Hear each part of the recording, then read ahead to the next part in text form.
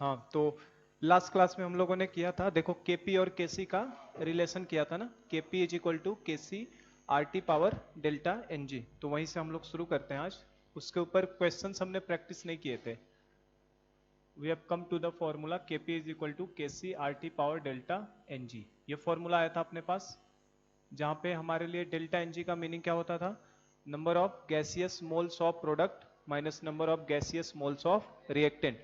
तो किसी भी रिएक्शन के अंदर हम लोग क्या देखते हैं कि कितने गैसियस मोल्स प्रोडक्ट के हैं और कितने गैसियस मोल्स रिएक्टेंट के हैं, और उन दोनों का जो डिफरेंस होता है उसी को हम लोग क्या बोलते हैं, delta N G. Solid liquid को कभी भी उसके अंदर शामिल नहीं करना है, बता दिया था मैंने, क्योंकि उनको नहीं लेना होता हमें। तो हमने जो सीखा था थोड़ा सा 2 मिनट में रिवाइज करा दो। हमने एक्टिव मास देखा था। एक्टिव मास क्या होता है, तो एक्टिव मास हमारे लिए मोलर कंसंट्रेशन होता है, और अगर गैसेज हैं तो उनके केस में हम लोग क्या बोल देते हैं, पार्शियल प्रेशर। ठीक है। अब इसके बेसिस पे एक नोट मैंने डलवाया था जो कि बहुत इंपॉर्टेंट था। क्या नोट लिखा था हमने, क्या नोट था अपने पास, कि अगर कभी सॉलिड या लिक्विड या दोनों किसी गैस के साथ मौजूद हो किसी केमिकल रिएक्शन में, तो उनका एक्टिव मास कितना लेना है, 1। उनके एक्टिव मास को हम लोग कितना मान लेते हैं, 1, क्योंकि वो हमारे कभी केसी और केपी के एक्सप्रेशन में आने वाले नहीं है। ये कर लिया था हमने, समझ लिया था। और on the basis of active mass, कि हमारा एक्टिव मास आखिर कंसंट्रेशन में एक्सप्रेस कर रहे हैं कि प्रेशर में, तो उसके बेसिस पे कितने तरीके के हो रहे थे, 2 तरीके के। एक को बोला था हमने इक्विलिब्रियम को केसी, और एक को क्या बोला था, केपी। उसके बाद हमने केसी और केपी डिफाइन कर लिया था। और केपी केवल और केवल उन रिएक्शंस के लिए डिफाइंड होता है जिनके अंदर कम से कम एक क्या हो, गैसियस सब्सटेंस हो। कम से कम एक तो गैसियस सब्सटेंस होना ही चाहिए। अगर गैसियस सब्सटेंस नहीं है तो उसके लिए केपी का कोई भी मीनिंग नहीं है, लेकिन केसी तो हम लोग डिफाइन कर ही सकते हैं, है ना। इतना कर लिया था हमने। उसके बाद हमने रिलेशन बिटवीन केपी एंड केसी देखा था। वो कैसे डेराइव किया था रिलेशन, ध्यान है, जिसमें डेल्टा एनजी हमें क्या बताता है, number of gases moles of product minus number of gases moles of reactant. तो आज इसी के ऊपर कुछ प्रॉब्लम प्रैक्टिस करते हैं कि केपी केसी आखिर कैसे लिखा जाता है, केपी केसी को कैसे हम लोग निकालते हैं। तो क्वेश्चन के फॉर्म में डालो, देखिए, right expression of KP and KC, comma, units of KP and KC and relation between KP and KC, relation between KP and KC। तो ये हमें करना है ना, एक्सप्रेशन लिखना है केपी केसी का, यूनिट लिखना है, और relation between KP and KC of the following reactions,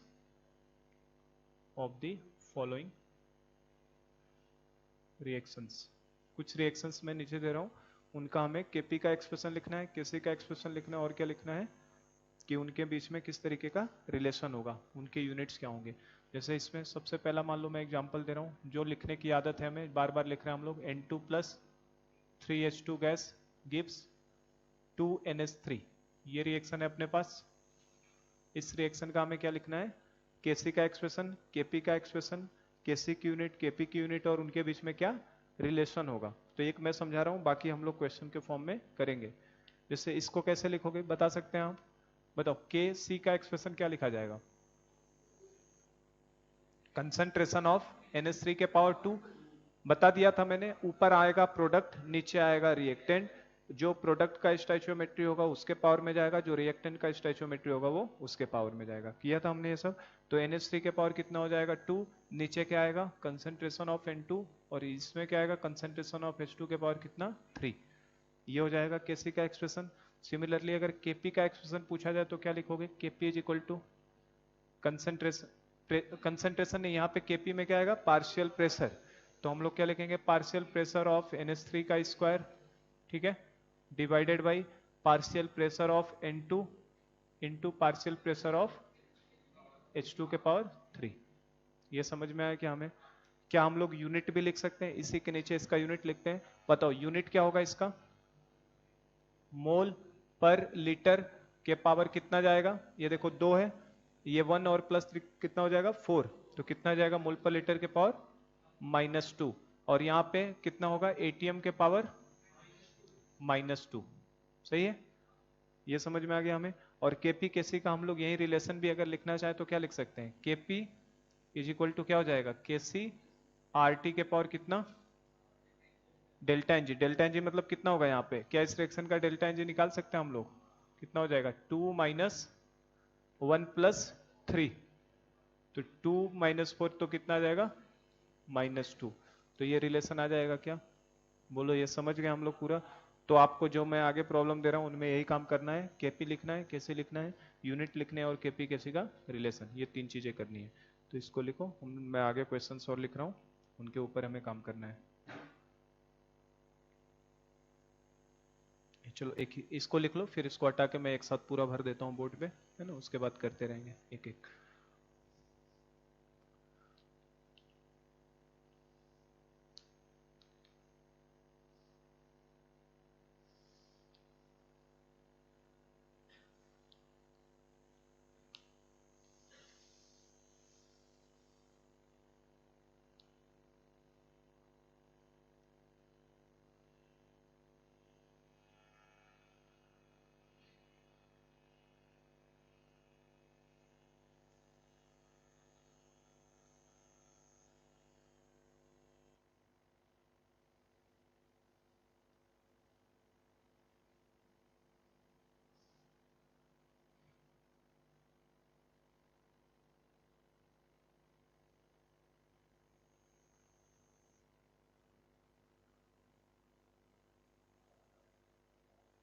मेरे हिसाब से इसमें कोई मुश्किल तो नहीं है, कैसे लिख सकते हैं आराम से, केपी भी लिख सकते हैं, यूनिट भी लिख ही लेंगे, क्योंकि यूनिट हमें दिख ही जाएगा कितना डेल्टा एनजी हो रहा है।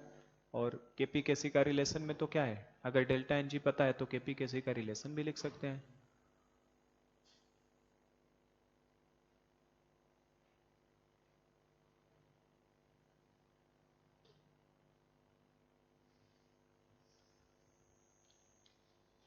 कर लिए क्या ये, तो मैं एक साथ अब सारे लिख देता हूँ और उनको आपको सॉल्व करना है, बहुत सारे देता हूँ प्रॉब्लम्स। हो गया ना ये, हमें काम क्या करना है, हमें केपी लिखना है, केसी लिखना है और उसका यूनिट लिखना है और रिलेशन लिखना है, ठीक ना। जैसे देखो अब इसमें मैं दे रहा हूँ प्रॉब्लम्स, पहला तो मैंने समझा दिया था, सेकंड आपके लिए है जो आप करना आप शुरू करेंगे, H2 गैस।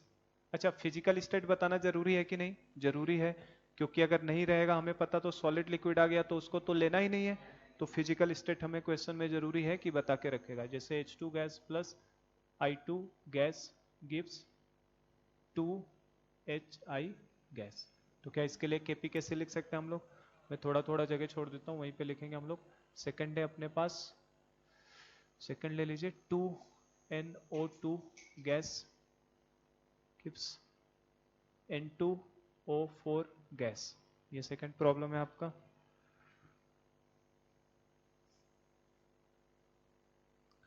वहीं क्वेश्चन के नीचे ही कर लेना है ना। थर्ड है, थर्ड आपके लिए दे देता हूं मैं, CaCO3 solid dissociate into calcium oxide solid plus CO2 gas, ठीक है, थर्ड है ये। फोर्थ है आपके लिए H2O liquid is converted into H2O vapour, ठीक ना।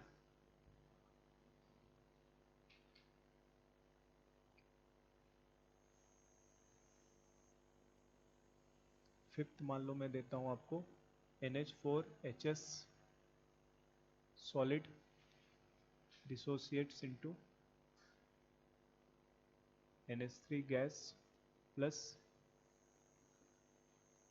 H2S gas, CH3COH liquid plus C2H5OH liquid is in equilibrium with CH3COO C2H5 liquid plus H2O liquid।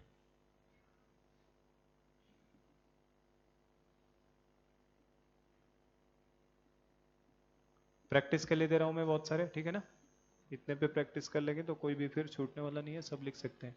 2NH3 gas plus CO2 gas gives NH4HS solid,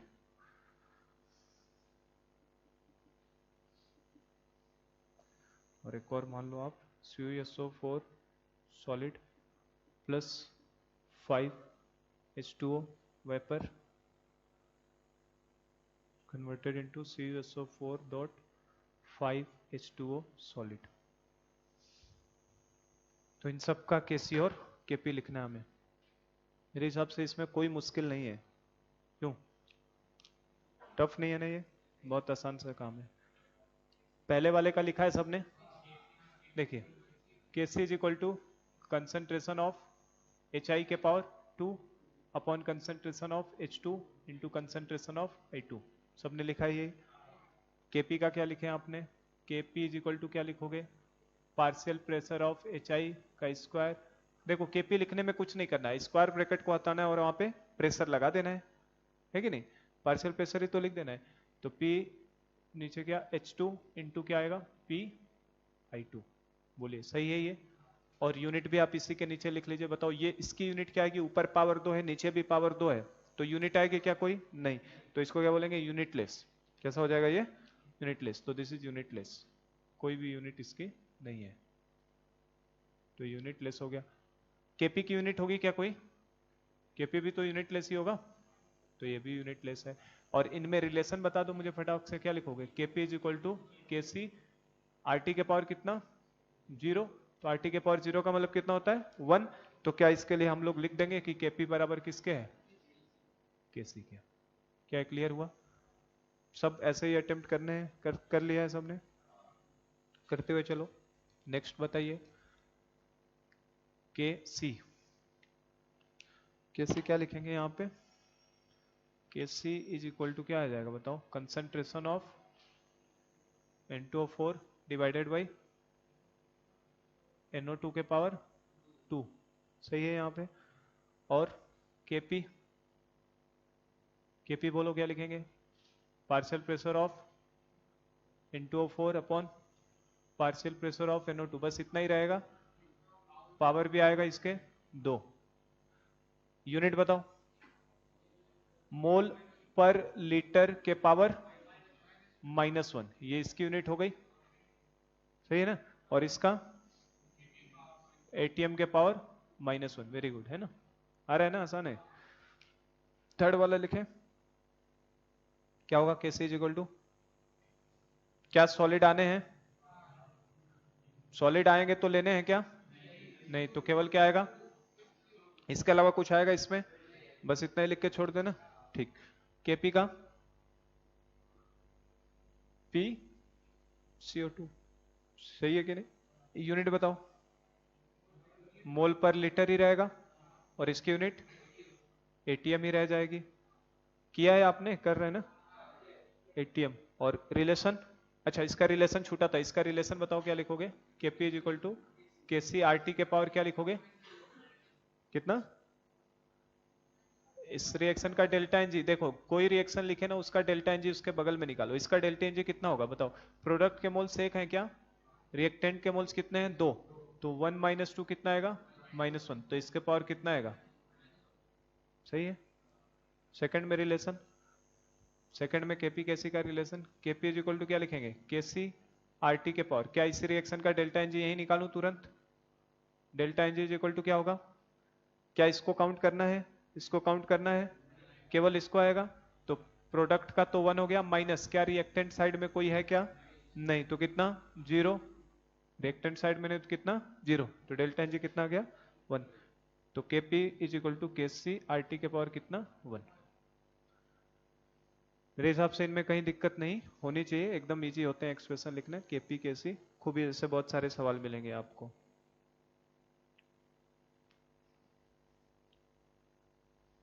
इसका answer KC is equal to क्या आएगा? Vapour है, vapour मतलब H2O को gas तो लिखा नहीं जाता, वेपर में ही रहेगा। H2O क्या है? लिक्विड। तो केसी क्या लिखोगे?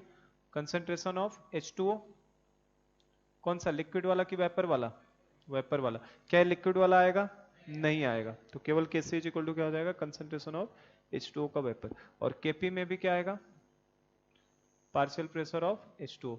अब यहां मुझे वेपर बताने की जरूरत तो है नहीं, क्योंकि वेपर का ही पार्शियल प्रेशर मिलेगा हमें यहाँ। लेकिन वेपर बताना क्यों जरूरी था? क्योंकि एक लिक्विड भी है और दूसरा क्या है? वेपर। अच्छा ये कौन सा इक्विलिब्रियम है? केमिकल की फिजिकल? Physical equilibrium. कौन सा है? फिजिकल। यूनिट, यूनिट बताइए, मोल पर लीटर, इसकी यूनिट एटीएम, और relation KP is equal to KC R T के पावर कितना 1। तो 1 लिखने की वैसे जरूरत तो है नहीं, KP is equal to KC R T भी लिख सकते हैं हम लोग।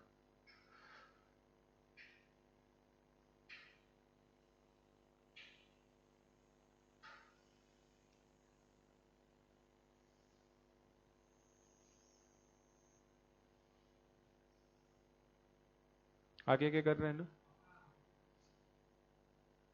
ध्यान रखना है सॉलिड लिक्विड आता है तो उसको अपीयर नहीं होगा, ये चीज इंपॉर्टेंट है, उसको ध्यान रखना है दिमाग में।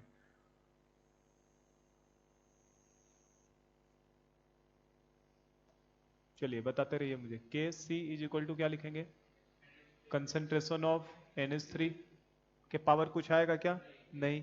कंसेंट्रेशन ऑफ H2S के पावर कुछ आएगा, नहीं। डिवाइडेड बाई आएगा क्या, ये नहीं आएगा।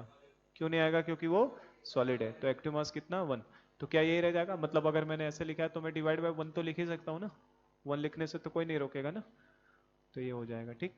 और केपी क्या हो जाएगा, partial pressure of NH3 into partial pressure of H2S, सही है। और यूनिट बता दो जरा, मोल पर लीटर के पावर 2, 1 और 1 मिलके कितना 2 हो जाएगा ना, और यहाँ पे एटीएम के पावर भी कितना आएगा 2 आ जाएगा। गुड। और relation KP is equal to KC RT के पावर 2, वेरी गुड है ना, तो ये हो जाएंगे। तीनों पार्ट हो गए आराम से उसके। ये वाला करना है आपको, ये ट्रिकी है। इसमें बताइए क्या केसी आएगा, इसका केसी आएगा तो क्या आएगा, केसी आएगा कि नहीं आएगा, इसका सब लिक्विड में है, पहला भी लिक्विड, दूसरा भी लिक्विड, तीसरा भी लिक्विड, चौथा भी लिक्विड, सब लिक्विड फॉर्म में है, तो केसी आएगा कि नहीं आएगा, केसी आएगा। और रूल कब लिखा हमने, जब किसी गैस के साथ हो, किसी गैस के साथ सॉलिड हो लिक्विड हो तो उसको अपीयर नहीं करेंगे, लेकिन सब केवल लिक्विड है तो क्या आप लिक्विड का कंसंट्रेशन नहीं डिफाइन कर सकते, एल्कोहल का कंसंट्रेशन नहीं डिफाइन कर लेंगे, कार्बोक्सिलिक एसिड का कंसंट्रेशन डिफाइन कर लेंगे कि नहीं कर सकते हैं। तो अगर आपका कोई गैस इसके अंदर अगर मौजूद होता तो लिक्विड को हम लोग शामिल नहीं करते, तो क्या इसका केसी तो लिख ही सकते हैं, क्या लिखेंगे केसी बताओ, कंसंट्रेशन ऑफ प्रोडक्ट मतलब CH3 COO C2H5, ठीक है ना, इनटू कंसंट्रेशन ऑफ किसका H2O, पावर तो 1 1 है क्योंकि कोएफिशिएंट उनका क्या है 1 है, डिवाइडेड बाय क्या कंसंट्रेशन ऑफ CH3 COOH, और सेकंड कंसंट्रेशन क्या आएगा C2H5OH, ठीक है, समझे क्या बात को। इस रिएक्शन के लिए क्या डेल्टा NG डिफाइंड होगा कि डेल्टा N डिफाइंड होगा, कल मैंने बताया था दो, एक डेल्टा N होता था, एक डेल्टा NG होता था। तो इसके लिए तो डेल्टा N बोलेंगे ना हम लोग, और डेल्टा N क्या होता था, number of moles of product minus number of moles of reactant, तो हम लोग इसके लिए डेल्टा N बोलेंगे और वो होगा NP माइनस NR के बराबर।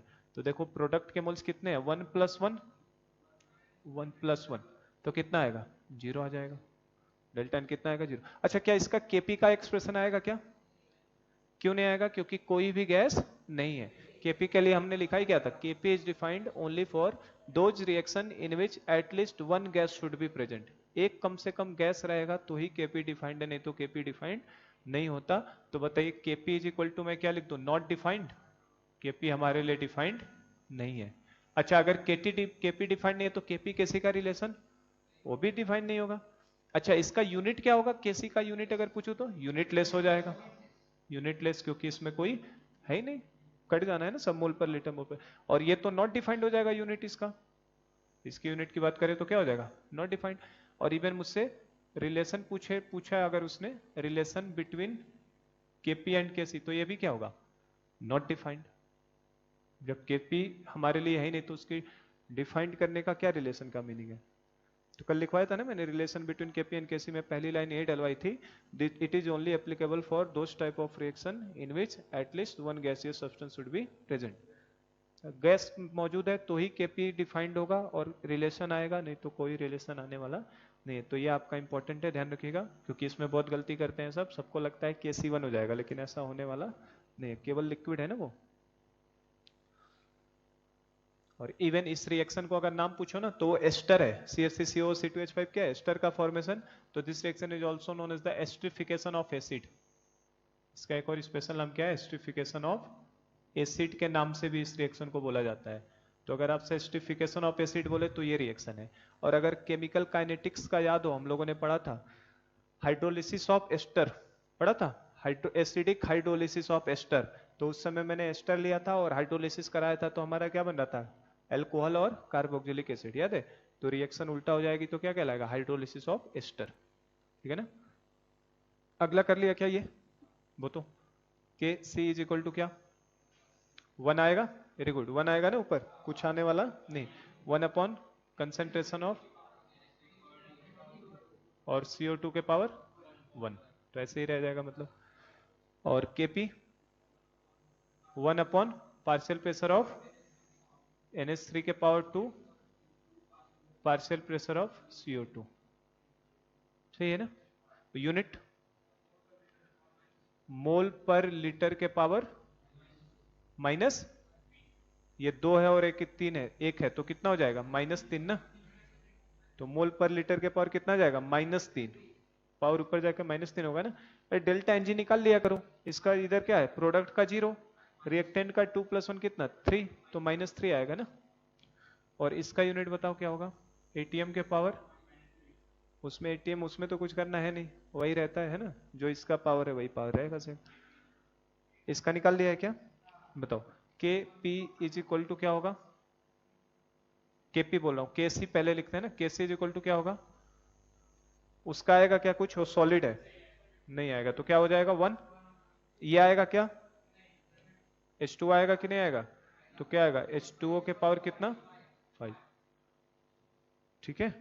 और नीचे V लिखने की जरूरत यहाँ पे नहीं है, यहाँ पे लिखा था हमने, यहाँ क्यों लिखा था, क्योंकि एक H2O लिक्विड था और एक H2O क्या था, वेपर। यहाँ पे तो एक ही H2O है ना, और वही किस में है, वेपर में, तो यहाँ वेपर हमें लिखने की, मेंशन करने की जरूरत नहीं है, समझ गए बात को। और केपी का फॉर्मूला क्या लिखोगे, केपी इज इक्वल टू क्या हो जाएगा, 1 upon partial pressure of H2O के पावर 5। यूनिट बताओ इसका, मोल पर लीटर के पावर माइनस ना, नीचे है तो ऊपर जाके माइनस करेंगे ना, -5, और इसका एटीएम के पावर -5, ठीक है। इनमें हमने रिलेशन नहीं लिखा था, रिलेशन बताइए इसका, वो तो समझ चुके हो ना क्या लिखना है, KP is equal to K C R T के पावर क्या -3, वेरी गुड, खत्म हो गया रिलेशन, है ना। और लास्ट वाले में इसमें relation KP is equal to K C R T के पावर -5, आ गया ना ये करने, आसान है ना बहुत, है ना। तो इतने सारे मैंने प्रैक्टिस करवा दिए, तो अब मेरे हिसाब से आप सब कर सकते हैं, जो भी नए तरीके के भी कुछ रिएक्शंस दिखाई देंगे निकाल सकते हैं ना, ठीक। के सी के पी कैसे निकालना है, यूनिट कैसे निकालना है,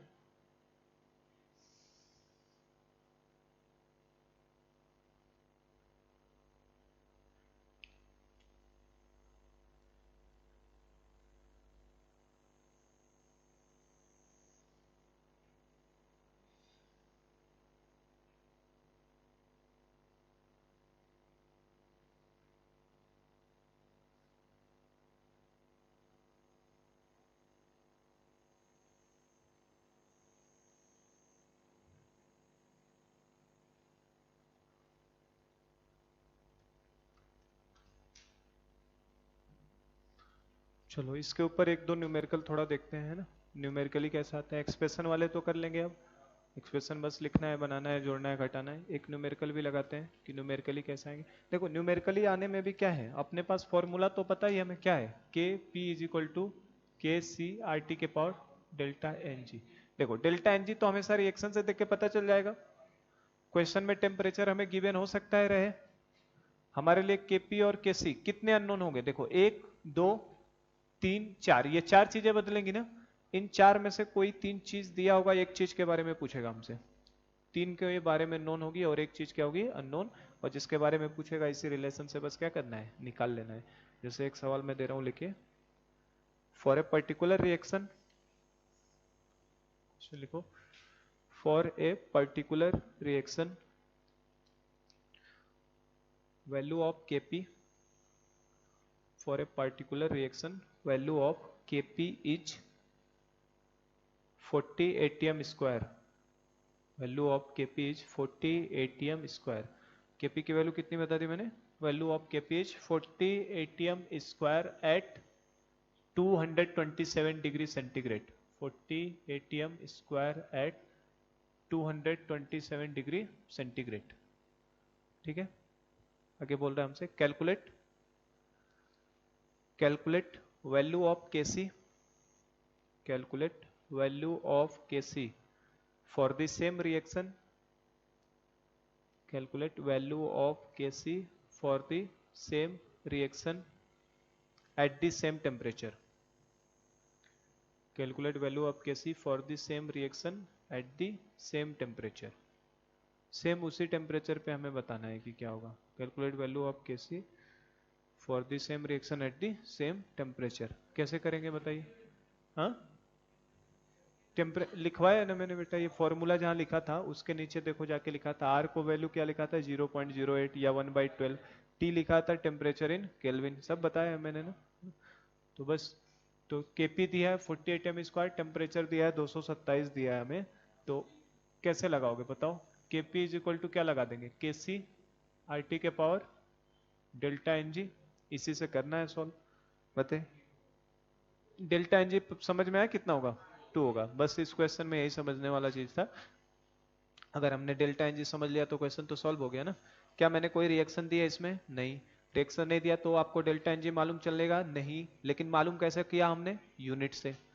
यूनिट दिया है ना, एटीएम के पावर क्या दिया है 2, एटीएम के पावर 2 होने का मतलब डेल्टा एनजी की वैल्यू क्या, ये जो एटीएम के पावर आ रहा था यही तो उसका डेल्टा एनजी रिएक्शंस का होता है, समझे क्या बात को। तो इस रिएक्शन में बस यही लॉजिक लगाना है कि हमें केपी की वैल्यू चूंकि गिवन है कितना, KP is equal to 40 ATM के पावर 2, और यही दो हमें किसके बारे में बताएगा, डेल्टा एनजी। 40 क्या बता रहा है हमें, डेल्टा एनजी के बारे में बता रहा है, समझे क्या बात को। तो केपी अगर पता हो गया, ये पता हो गया, तो हमें निकालना क्या है केसी, तो क्या क्वेश्चन सॉल्व नहीं हो गया। टेम्परेचर बताओ कितना है, 227 डिग्री सेंटीग्रेड है, तो क्या इसमें 273 ऐड कर दें, तो कितना हो जाएगा 500 केल्विन हो जाएगा क्या। तो टेम्परेचर है 500 केल्विन, और मेरा फॉर्मूला है के P is equal to K C R T के पावर डेल्टा एन जी। ठीक है, के पी की वैल्यू डाल दूं कितना 40 is equal to K C unknown है, आर की जगह पे 0.08 लेना ज्यादा अच्छा रहेगा यहाँ पे कि 1/12, 0.08, क्योंकि 500 से मल्टीप्लाई होकर 40 हो जाएगा। तो डिपेंडिंग ऑन द क्वेश्चन आपको डेटा कैसा दिया है, समझ रहा है क्या। अगर मैं मान ले 27 डिग्री देता तो 300 बनता, तो उस समय 1/12 रखना ज्यादा अच्छा रहता, क्योंकि 312 से कट जाता है ना 25 बार में, समझ रहे क्या। तो डिपेंडिंग ऑन क्वेश्चन, अब 0.08 क्यों रख रहा हूँ, क्योंकि 500 का मल्टीप्लाई करूंगा तो कितना आ जाएगा 40 आ जाएगा, और इसके पावर कितना डेल्टा एनजी 2।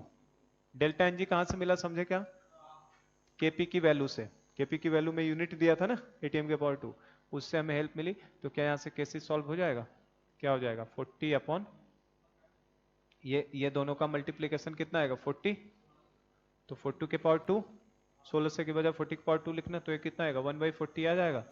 और यूनिट बताओ क्या आएगा, मोल पर लीटर के पावर 2, मोल पर लीटर के पावर 2 ही आएगा ना, जब उसका पावर 2 है तो इसमें भी कितना आना है, पावर 2 आना है।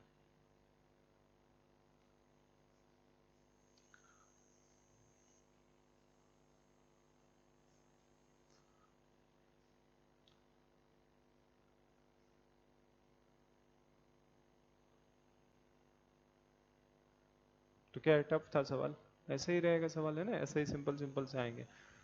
थोड़ा अब एक एडवांस लेवल टाइप में एक सवाल बना रहा हूँ, देखो नए टाइप का कैसे और पूछ सकता है हमसे, जैसे log kp plus 2 log rt is equal to log kc is applicable for, options दे रहा हूं मैं आपको, मोर देन वन करेक्ट है, ठीक ना, मोर देन वन करेक्ट कर रहा हूं इसे मैं ऑप्शन को, N2 gas plus 3H2 gas gives 2NH3 gas. Option B है अपने पास 2SO2 gas plus O2 gas gives 2SO3 gas. Option C है अपने पास NH3 gas plus H2S gas gives NH4 HS solid. और एक और बना रहा हूँ CuSO4 dot 3H2O solid plus 2H2O vapour gives CuSO4 dot 5H2O solid. देखो ऐसे सवाल को कैसे करोगे। log Kp plus 2 log RT is equal to log Kc। ये हमें एक रिलेशन दिया है कि log Kp बराबर log Kp plus 2 log RT किसके बराबर है, log Kc के। तो पूछ रहा है कौन से रिएक्शन के लिए एप्लीकेबल होगा। कैसे पता करेंगे इसे हम लोग।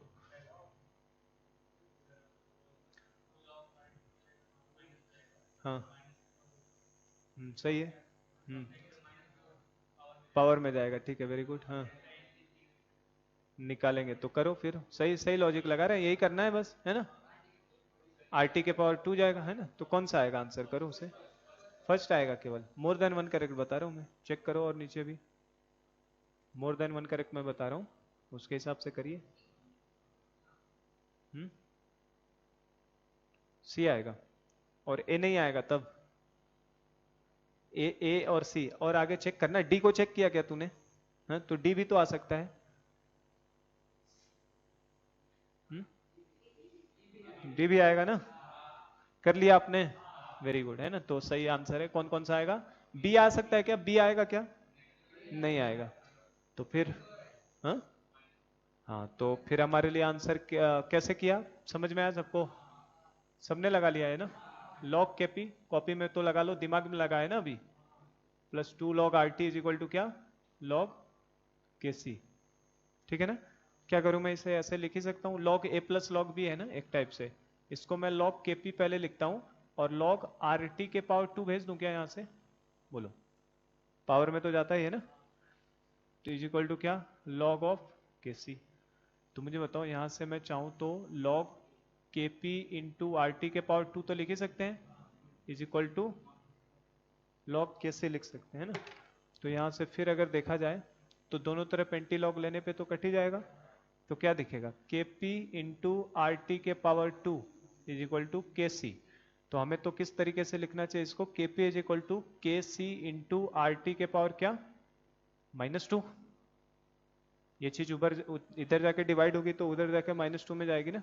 तो क्या अब यहाँ से हमें क्या पता चल गया, डेल्टा एनजी पता चल गया क्या। देखो तो डेल्टा एनजी की वैल्यू कितनी हो गई, -2।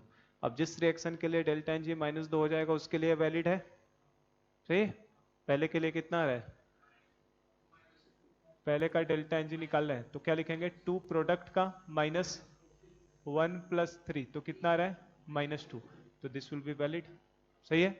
सेकेंड का डेल्टा एनजी अगर देखूं मैं तो कितना आएगा, 2 माइनस 2 प्लस 1, सही है ना, कितना आएगा, तो इसके लिए वैलिड नहीं है। तीसरा अगर देखा जाए तो डेल्टा एनजी क्या आएगा इसके लिए, 0 माइनस सॉलिड का कितना, 0 माइनस इधर कितना, 1 प्लस 1 तो कितना आएगा। तो क्या इसके लिए वैलिड है कि नहीं, समझ रहे हैं क्या अप्रोच लगाया मैंने, बस सिंपल सा हो जाएगा। ये लास्ट वाले के लिए डेल्टा एनजी कितना आएगा, delta NG is equal to इधर का 0 माइनस इधर से कितना, इसका 0 और इसका 2, मतलब 0 प्लस 2 लिख लो, तो कितना आना है फाइनली, -2। तो इसके लिए भी वैलिड होगा, है ना।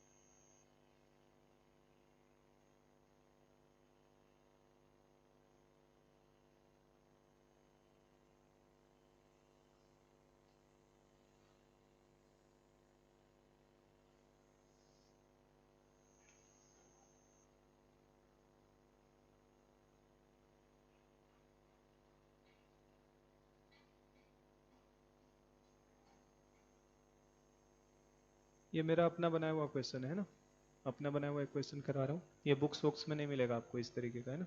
एक मैंने क्वेश्चन किया है, उसको करते हैं हम लोग। लॉग के पी आपको दिया है और इधर मान लो सपोज करो आपको लॉग आर टी का एक्सेस दिया है, ठीक है ना। इस तरीके का ग्राफ दे रहा है, इस ग्राफ का स्लोप हमें बताया है 45 डिग्री का है, ठीक है। ये वैल्यू हमें बता रखा है, यहाँ से इंटरसेप्ट जो कटा वो कितने का है, 3 का है, ठीक है ना।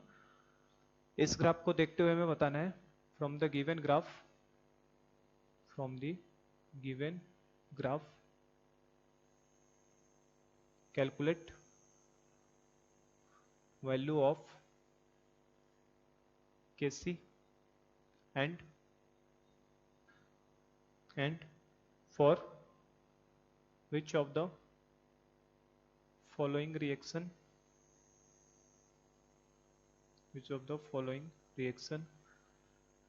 this graph will be valid, this graph will be valid, ठीक है ना। ऑप्शंस दे रहा हूं मैं, एक तो Kc की वैल्यू कैलकुलेट करनी है, ठीक ना, इस ग्राफ को देखते हुए, और बताना है कौन से ग्राफ के लिए ये हमारा वैलिड होगा। जैसे ऑप्शंस दे रहा है मुझे, PCl5 gas gives PCl3 gas plus Cl2 gas. Option B दे रहा है हमारे लिए, ऑप्शन बी सपोज करो आपको दे दिया उसने 2NO2 gas gives N2O4 gas.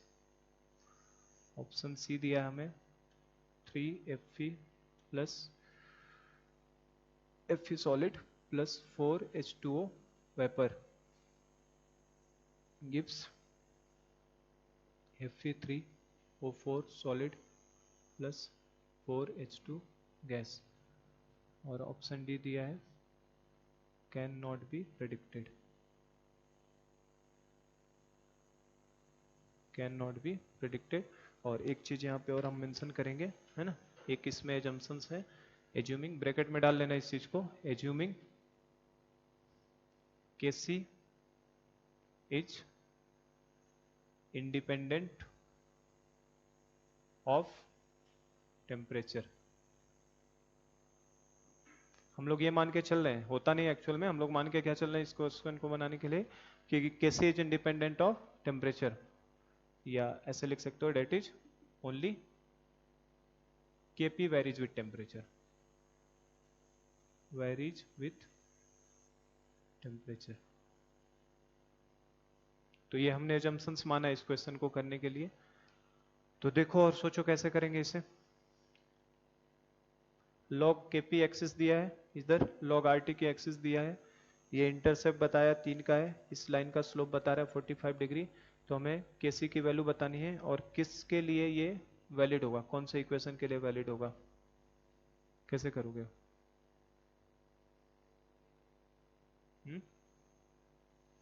y is equal to, हाँ तो उसी से करना है, तो सोच कैसे लगाएंगे फिर, कैसे होगा ये फिर, सही बता रहा है, तो y is equal to mx plus C type से करेंगे।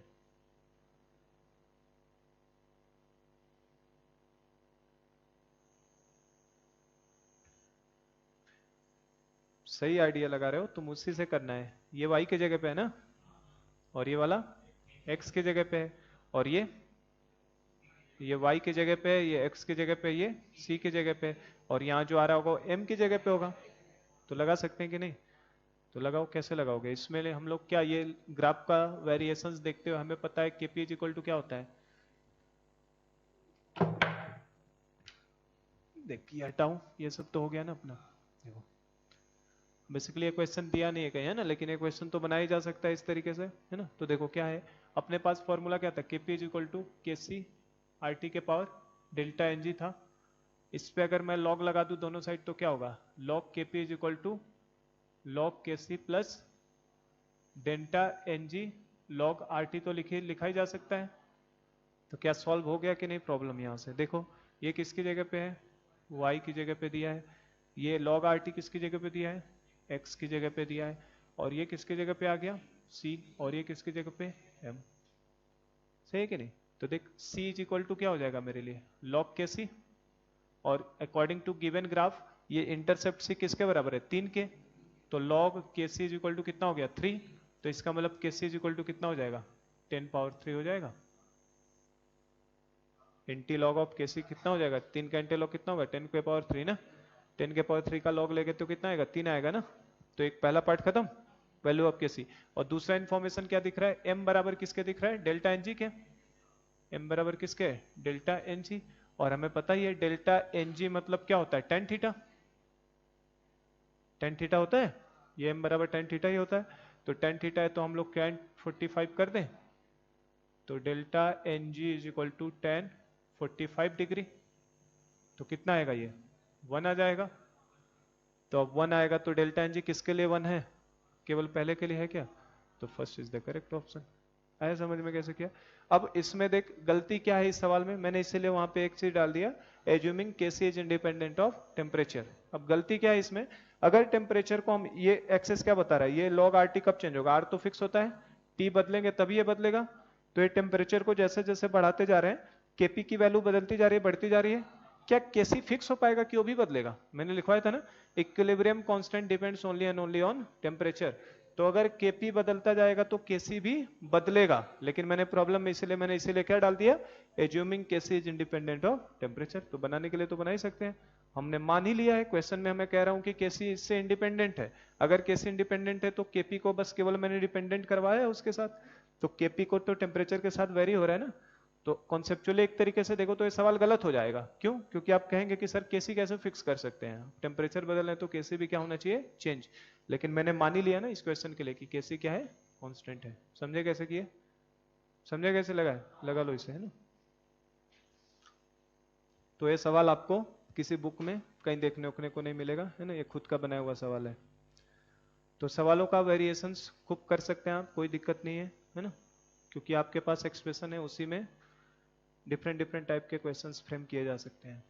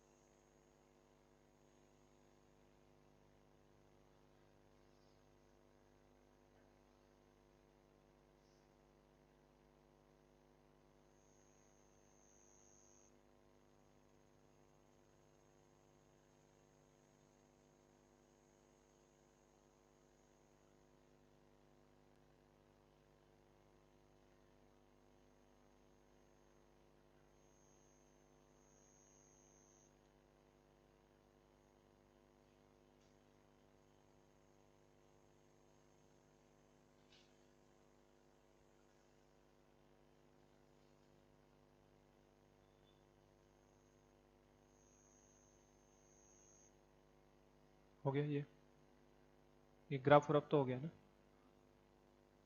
ये लिख लिया है क्या, प्रॉब्लम नहीं लिखे अभी,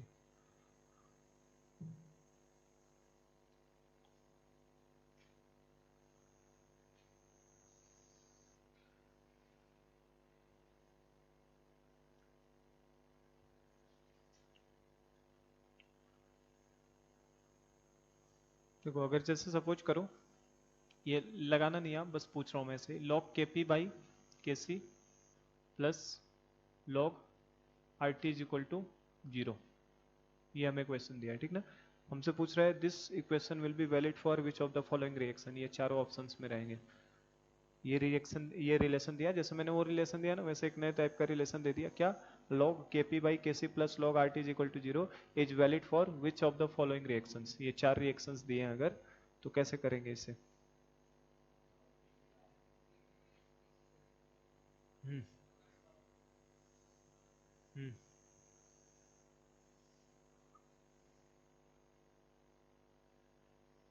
केपी माइनस कैसे करने की जरूरत पड़ेगी क्या हमको? हमको तो लॉग खत्म करना है ना, तो तुम लॉग को और खोल रहे हो, मतलब अपनी समस्या बढ़ा रहे हो। लॉग को हमें तो कंबाइन करके खत्म करना है ना। क्या हो जाएगा? हम्म ठीक है, तो कर लेंगे ना। क्या हो जाएगा ये? इसको क्या लिख सकते हैं? लॉग के P by K C into R T तो लिख ही सकता हूँ ना मैं, इज इक्वल टू 0। और किसकी वैल्यू 0 होती है? ये 0 किसकी वैल्यू होती है? लॉग 1 होता है क्या 0? तो क्या लॉग से लॉग कट जाएगा? तो के P by K C into R T is equal to 1 हो जाएगा। तो क्या K P is equal to मिल जाएगा हमें? क्या मिलेगा? के सी या आर टी नीचे जाएगा, मतलब आर टी के पावर कितना पहुंच जाएगा मनुष्य? तो किसके लिए -1 है वो आंसर हो जाएगा। कौन सा आंसर आ जाएगा? बी वाला आ जाएगा। समझे ना? तो सवाल बनाने का कोई एंड नहीं है ना, इनफाइनाइट टाइप के सवाल फ्रेम किए जा सकते हैं। बस ये कॉन्सेप्ट आपका बस उतना ही है, उसी में आगे पीछे करके कुछ भी करवा सकता है। समझ रहे हो ना कैसे कैसे सवाल बनाएगा? कोई ऐसे क्वेश्चंस भी दे सकता है हमको, बता देगा कि केपी की वैल्यू 100 है, केसी की वैल्यू बोल देगा 40 है, और हमसे पूछ लेगा कि बताइए कौन से रिएक्शन के लिए ये चीज वैलिड होगी। तो कैसे करोगे? अगर केपी की वैल्यू मान लो मैंने केवल बताया और केसी की वैल्यू बताया आपको, है ना, और टेम्परेचर मान लो मैंने बोल दिया कि 300 केल्विन पे हो रहा है, then for which of the following reaction this expression will be valid, है ना। केपी और केसी की वैल्यू किससे करेंगे? डेल्टा एनजी से कर लो। कैसे? केपी अगर मान लो मैंने 100 दिया और केसी आपको 40 दिया है, मतलब केपी की वैल्यू केसी से ज्यादा है, और केपी अगर केसी से ज्यादा है तो डेल्टा एनजी क्या होना चाहिए? Should be greater than 0। तो 4 ऑप्शन अगर रखे हैं, केवल एक जगह पे डेल्टा एनजी ग्रेटर देन 0 है, तो आंसर हो जाएगा ना टिक। कर लोगे ना? ऐसे सवाल खूब बनावटी मिल सकते हैं हमें। A plus B B give C C plus D D, इस तरीके से दे दिया। A B C D 4 unknown कर दिए कोएफिशिएंट हमें, चारों अननोन है अपने पास, और हमसे बोल सकता है कि find relation between A B C and D if this reaction has KP value is this and KC value is this. तो वही केपी केसी को कंपेयर करो, तो उसके हिसाब से पता चल जाएगा C plus D A plus B से बड़ा होगा कि C plus D A plus B के बराबर होगा कि C plus D A plus D से छोटा होगा। इस तरीके के सवाल, समझ रहे? सवाल खूब बनाए जा सकते हैं, करना बस इतना ही काम है। केपी देगा तो केसी निकलवाएगा, केसी देगा तो केपी, और केपी केसी दोनों दे देगा तो हमसे टेम्परेचर भी निकलवा सकता है। और अगर मैंने केपी केसी और टेम्परेचर दे दिया तो मैं रिएक्शन का टाइप निकलवा सकता हूँ। कैसे? डेल्टा एनजी से। डेल्टा एनजी निकाल लिया तो रिएक्शन तो बता ही सकते हो ना कौन सा है। समझ रहे हो क्या सवालों का क्या क्या है वेरिएशंस? फॉर्मूला एक ही है। फॉर्मूला क्या है अपने पास? के P is equal to K C R T power delta N G. इसमें के पी दे दिया, के सी दे दिया, टेम्परेचर दे दिया, डेल्टा एन जी। ये 4 है ना, इन चारों में से किसी 3 को बता के एक तो वेरिएबल करवा ही सकता है ना। और जब रिएक्शन का टाइप पूछेगा, इसका मतलब इनडायरेक्टली हमें क्या पता करना है? उसका delta N G. Delta N G पता चल गया तो रिएक्शन का टाइप तो हमें पता ही चल जाएगा ना। कर लोगे ऐसे सवाल? लिखा रहेगा कि for which of the following reaction KP is greater than KC, तो केपी ग्रेटर देन केसी होने का मतलब delta NG should be greater than 0। चारों ऑप्शंस में ढूंढेंगे कि कहां डेल्टा एनजी 0 से बड़ा है। कर लेंगे ऐसे सवाल। बोलेगा किस रिएक्शन के लिए केपी बराबर केसी होता है, तो कौन से रिएक्शन के लिए होगा? जिनका डेल्टा एनजी 0 हो जाए। डेल्टा एनजी 0 हो जाएगा तो केपी किसके बराबर हो जाता है? केसी के। कल ये सब लिखवाया था मैंने, डेल्टा एनजी 0 पे केपी बराबर केसी, डेल्टा एनजी ग्रेटर देन 0 पे केपी ग्रेटर देन केसी, ये सब लिखवाया था कल मैंने, है, तो उस टाइप के सवाल हो सकते हैं। चलो, तो ये अब केपी केसी वाले सवालों में इससे ज्यादा कुछ वेरिएशंस नहीं पॉसिबल है, इतने तरीके के सवाल बनेंगे, मैंने सब समझा दिए क्या क्या वो पूछ सकता है, ठीक ना। चलो नेक्स्ट हेडिंग डालते हैं, application of law of mass action. Next heading डालो, application of law of mass action.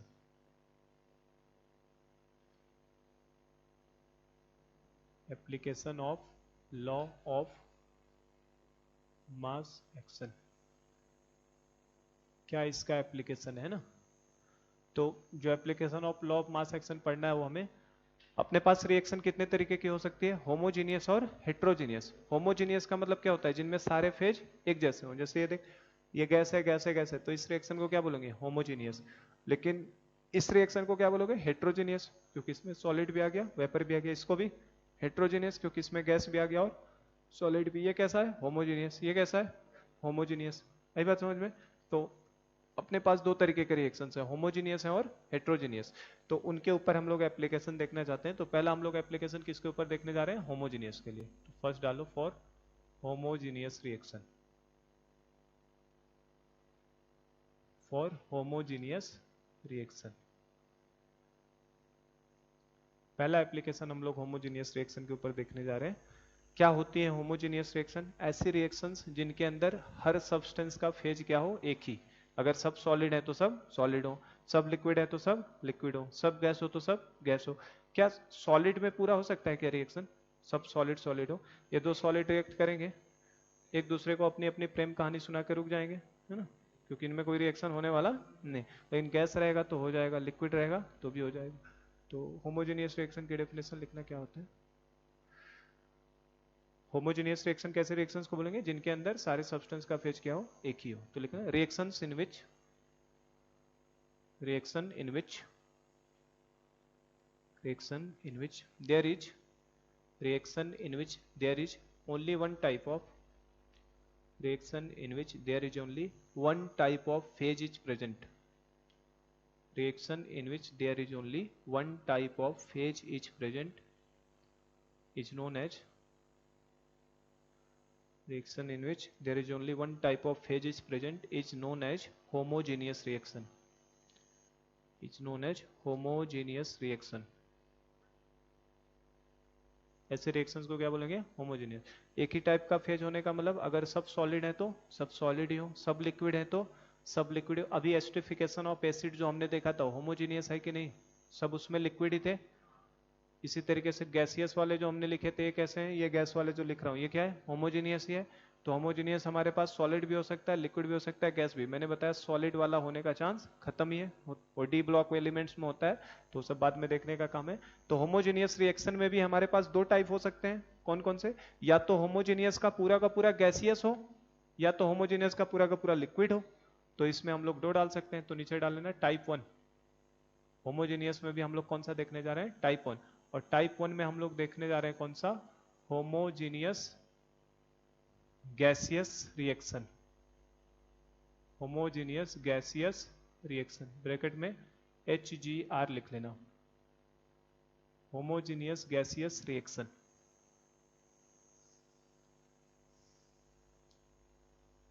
Homogeneous gaseous reaction क्या मतलब है? होमोजीनियस गैसियस रिएक्शन क्या समझ में आ रहा है?